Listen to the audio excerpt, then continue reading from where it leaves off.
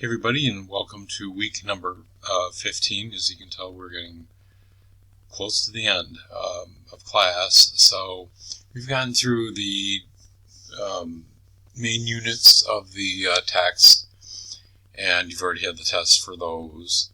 And we did the Enron project, which I hope you enjoyed and really learned something from. So we're through with that. So really what's left is some final chapters that are going to wrap up, which will be covered on a test on May 6th, which you do not have to take. That's an optional test, but it acts as extra credit. So it's got a total of 10 points available to it. Take a stock of your grade, kind of see where you're at, and say, do I go for this or not? If you choose to take the test, again, you need to get it done by Monday, May 6th at the end of the day. But if you look at your grades and say, gee, I'm doing great, I'm exactly where I want to be, then you don't have to take it. However, you still need to do the homework for chapters 16, the assignment, I should say, for 16 and 17 and 19, okay? So that's where it's at. As you can see, this is coming to a rapid close, and so good luck with that. Finish strong, and I'm sure you're going to do well. Just one last comment on Enron. Your grades should, I think they're pretty much out there by now. I'm not sure if I did your replies yet. I have to take a look at that. But otherwise, your individual grades for the group project should be out there. If you have any questions about those, let me know.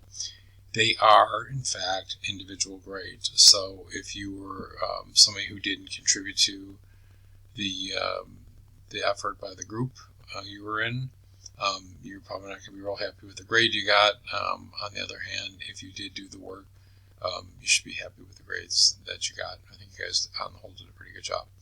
Okay, so that gives you an idea what's coming up. Any questions about that, certainly let me know. Let's take a look at chapters 16 and 17, the ones you're going to cover this week. In chapter 16, we're going to talk about long-term debt and lease financing because they actually act very, or you look at them very similarly. Long-term debt is quite often issued through the instruments called bonds. Corporate bonds are very heavily traded. That's an important source of financing especially for larger corporations.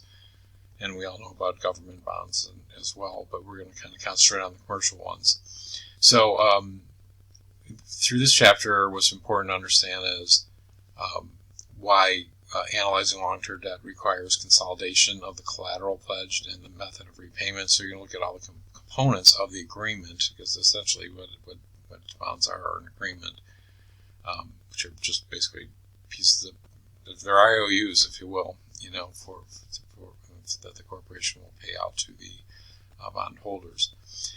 We need to understand the importance of bond yields and bond analysis and how bond ratings are determined.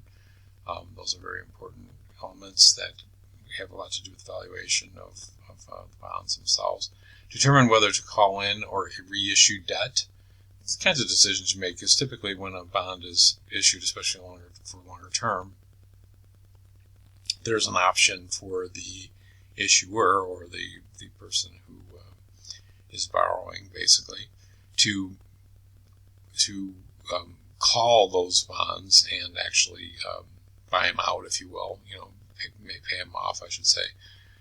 And there's times when you have to decide whether or not you should essentially refinance what you have in terms of that type of debt and issue it again potentially at a lower interest rate. So it's a little bit tricky to make that determination. We're going to look at some ways to make that, to analyze it and make some calls on that. You're going to identify the similarities between long-term lease obligations and debt. I think I have a similar feel to it.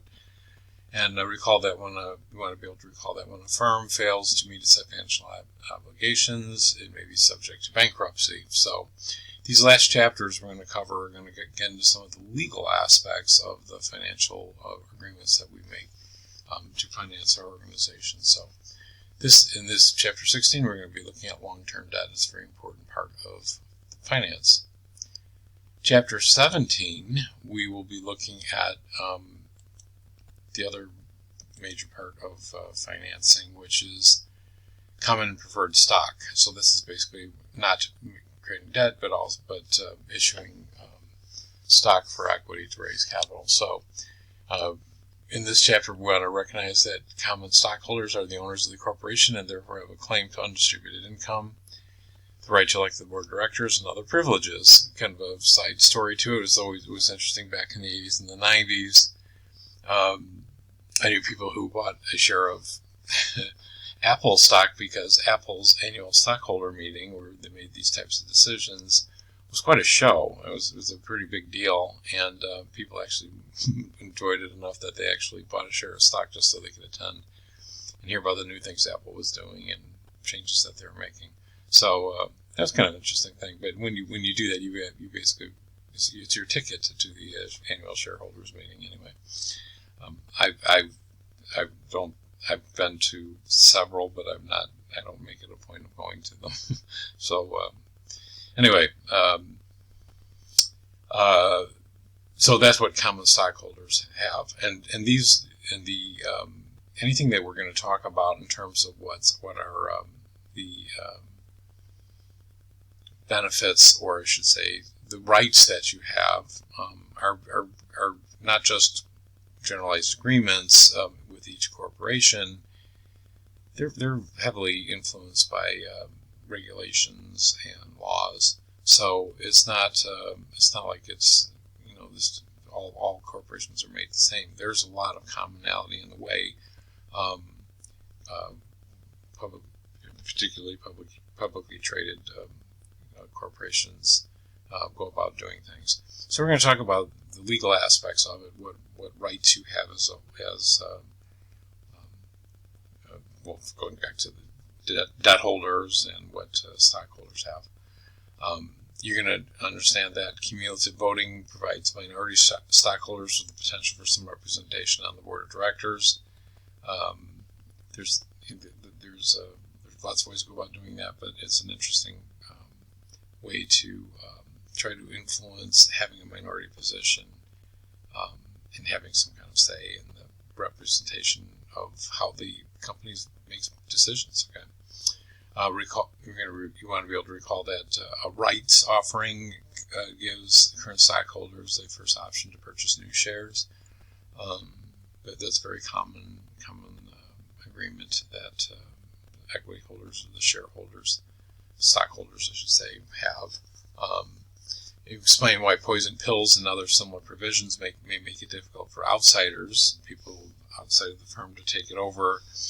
Back in the good old days, they used to call those hostile takeovers by what were not being at the behest of management. They were shareholders that were coming in and saying, we're going to take this thing over and turn it into something else. Happens quite frequently.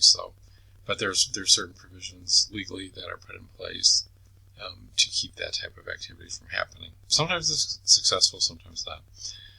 Describe how preferred stock, which is different than common stock, compares to debt and common stock. So we're going to take a look at the legal aspects of those things. So you start getting into the actual instruments and the ways that finance is done, and as you can appreciate, all the work you've done up to this point helps you understand. We can understand the differences between these types of financing options. Okay, so good luck with this week. Good luck. If you have any questions, don't hesitate to reach out. And I'm just going to keep encouraging you to stay with it and finish strong. Do well.